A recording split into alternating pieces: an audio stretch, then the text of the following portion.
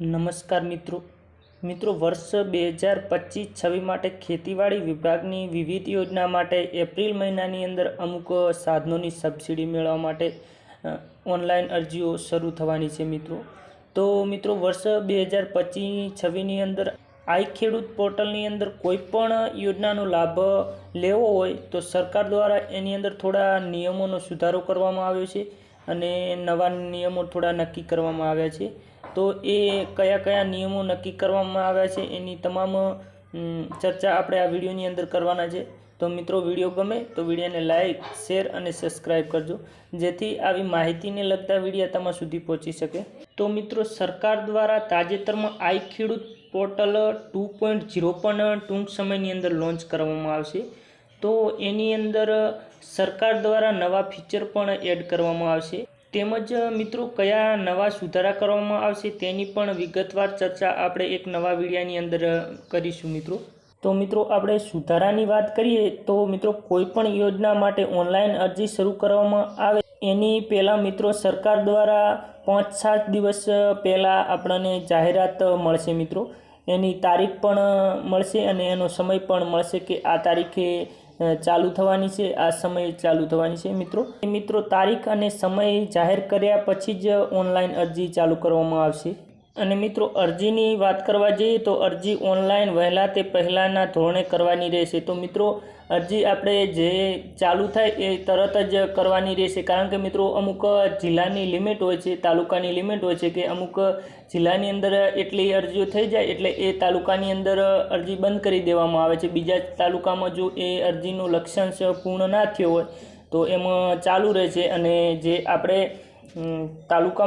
તાલુકાની અંદર અરજીનું લક્ષ્યાંશ પૂરું થાય તે તાલુકાની અંદર બંધ કરી દેવામાં આવે છે। તો જે મિત્રોને જે ઘટકની અંદર જેની સહાય મેળવવા માટેની અંદર ઓનલાઈન અરજી કરવાની હોય તે શરૂ થાય એટલે તરત જ સમય ના બગાડી અને તરત ઓનલાઈન અરજી કરી લેવી। અને મિત્રો કઈ કઈ યોજના માટે બિલ અપલોડ કરવાના રહેશે તેની સરકાર દ્વારા વિગતવાર જાહેરાત હવે પછી કરવામાં આવશે। અને મિત્રો ચાલુ વર્ષની ખેતીવાડી વિભાગના કોઈ પણ એક યોજનાની અંદર લાભ મળવાપાત્ર રહેશે।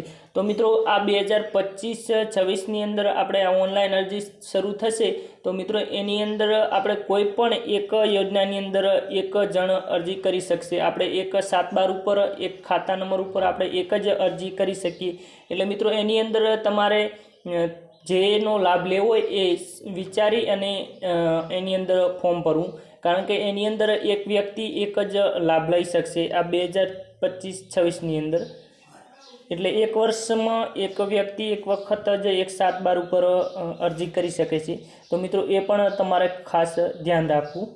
અને જો મિત્રો તમારી પાસે જો જમીન એકથી વધારે હોય અને અલગ અલગ ખાતા નંબર હોય તો તમે બીજી વાર પણ એની અંદર લાભ લઈ શકો છો પણ મિત્રો 1/7/12 એટલે કે એક ખાતા નંબર ઉપર વ્યક્તિ એક જ લાભ લઈ શકે છે એક જ યોજનાનો એ પણ તમારે ખાસ ધ્યાન રાખવાનું રહેશે મિત્રો।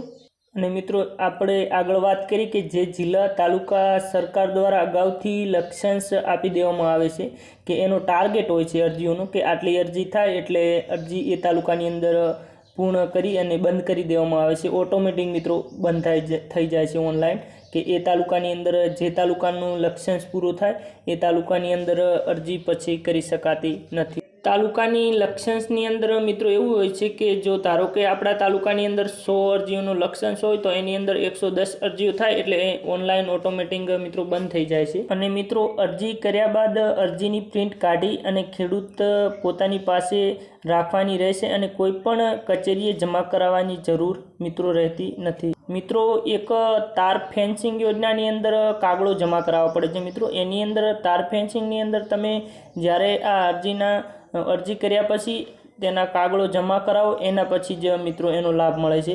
તો તાર ફેન્સિંગની અંદર મિત્રો કાગળો જમા કરાવવાના રહેશે બાકી તાર ફેન્સિંગ સિવાયની કોઈ પણ યોજનાની અંદર કાગળો જમા કરાવવાના રહેતા નથી। અને મિત્રો આપણે આપણી અરજી ઓનલાઈન કર્યા પછી અરજી ઓટોમેટિક ઇન્વર્ટ થાય છે અને ત્યાર પછી અરજદારને પૂર્વ મંજૂરી આપવામાં આવે છે અને જો અરજદાર યોજનાનો લાભ લેવા માટે 30થી 60 દિવસની અંદર એની મર્યાદા આપવામાં આવે છે કે જે તે સાધનોનું કદાચ હોય તો 30થી 60 દિવસની અંદર તમારે એની ખરીદી કરી અને એનો જે કાગળો બિલો જમા કરાવવાના હોય છે મિત્રો. અને જો તમને મંજૂરી મળે અને 30થી 60 દિવસની અંદર તમે જે તમારે સાધનની અરજી કરી હોય એ ખરીદી કરી અને તમે જો એનું બિલ જમા ના કરાવો તો તે અરજી ઓટોમેટિક મિત્રો રદ થઈ જાય છે. તો એ પણ મિત્રો તમારે ખાસ ધ્યાન રાખવાનું રહેશે મિત્રો. અને મિત્રો જે અરજદાર લાભ નહીં લે અને તાલુકાનું લક્ષ્યાંશ પૂર્ણ નહીં થાય તો તાલુકાની અંદર 6 મહિના પછી ફરીથી ઓનલાઈન અરજી શરૂ કરવામાં મિત્રો આવશે. અને તે અરજી પણ મિત્રો વહેલા તે પહેલાંના ધોરણે કરવામાં આવશે. તો મિત્રો આ ખેડૂતની પોર્ટલની અંદર જે આ નિયમોનું પાલન કરી અને તમારે ઓનલાઈન અરજી કરવાની રહેશે મિત્રો. અને મિત્રો આવી જ માહિતી મેળવવા માટે અમારી ચેનલને સબસ્ક્રાઈબ કરી લેજો. હવે આપણે ફરી મળીશું એક નવા વિડીયો સાથે.